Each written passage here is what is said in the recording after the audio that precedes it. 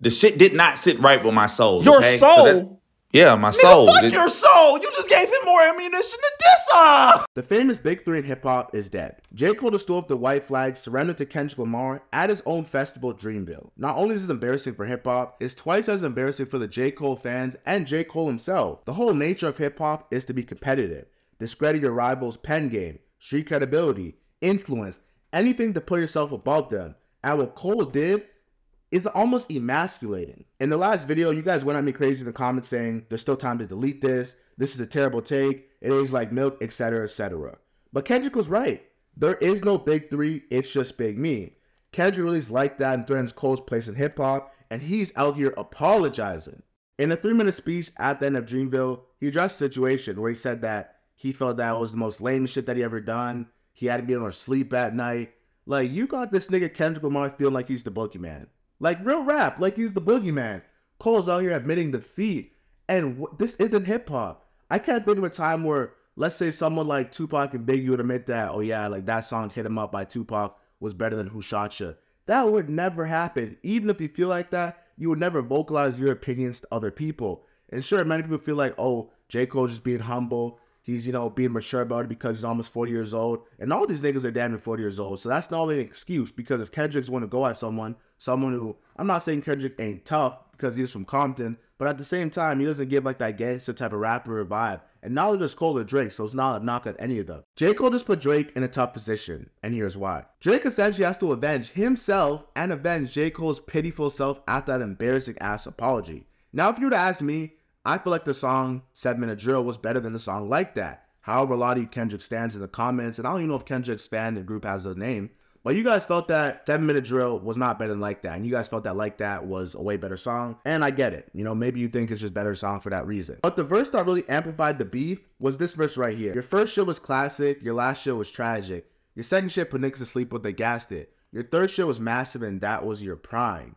Now, obviously, he's talking about Kendrick's first album, Good Kid, Mad City in 2012, which was unanimously one of the hottest albums that came out that year, especially for a young, upcoming Kendrick at the time. And then he would talk about To Pimp a Butterfly, Putting Niggas to Sleep, which is obviously an album that has divided opinions because many people do feel like that album is either overrated or pretty trash. And I kind of feel like it's overrated, but like you can say, I'm not the biggest Kendrick listener, and I'm just being pretty honest about that. And the third shit was pretty massive, which is talking about his Damn, which had the song DNA, Pride, Element, Bitch Be Humble. That album was pretty tough. I can't even lie. Like, that had radio hits after radio hits.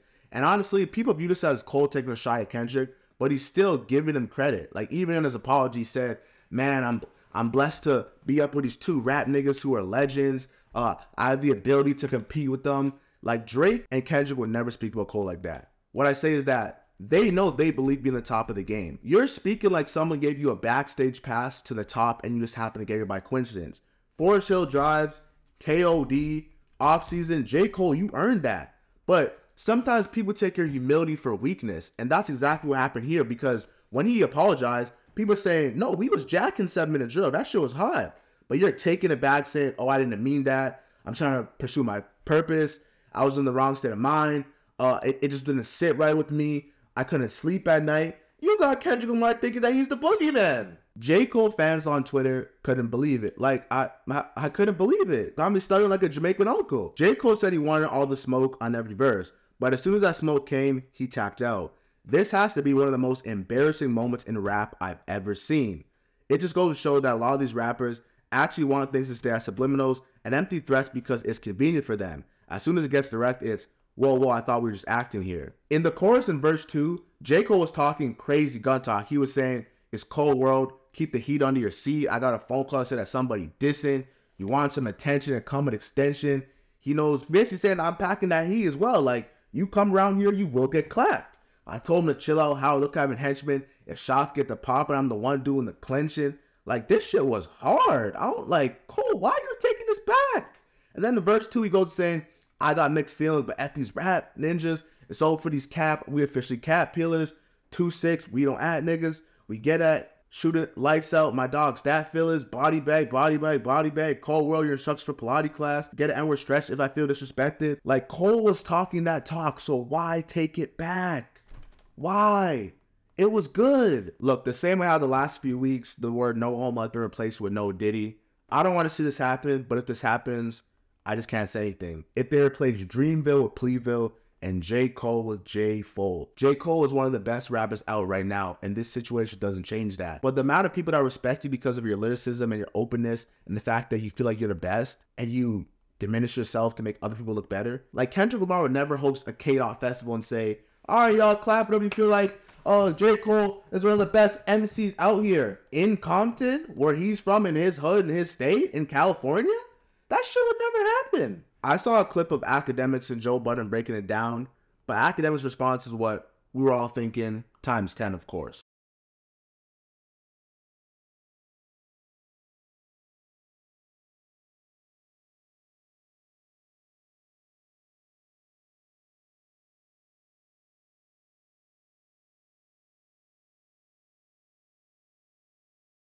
Like, this shit is disgusting to look at. Like, Tupac and Biggie would never, like, I hate to even, like, sound like an old head here, but just think about this. Tupac got shot at Quad Studios while trying to link Biggie to make a song, right? So he also feels like Biggie kind of lined him up, right? Just putting the things in perspective for you guys. After Tupac gets shot, coincidentally, a couple weeks or months later, Biggie releases a song called Who Shot Ya? Separate the weak from the obsolete. Hard to creep on these Brooklyn streets. Then Tupac releases Hit 'Em Up and saying, I effed your woman, you big fat MF'er, and Tupac is talking his itch. She's going crazy. Imagine Tupac apologizing for releasing Hit 'Em Up after Biggie put out Who Shot You first, was kind of inclined and basically foreshadowed, insinuating that he had involvement in Tupac getting shot. That would never happen, especially at the heights of the East and the West Coast. I know it's a different time and it's not really gang culture anymore with these conscious rappers, but people compare J. Cole with the greats of the generation. The 90s had Nas, Big L, Jay-Z, Biggie. 2000s had Eminem, Lil Wayne, 50 Cent, Gucci Mane. 2010s, Cole, Kendrick, Drake. Like, fam, you're at the top of the top and you're literally shooting yourself in the foot knowingly. Someone from Drake's team would subliminally post this message. The rap game will never be at peace. There will always be competition. As long as there's competition, there will never be peace.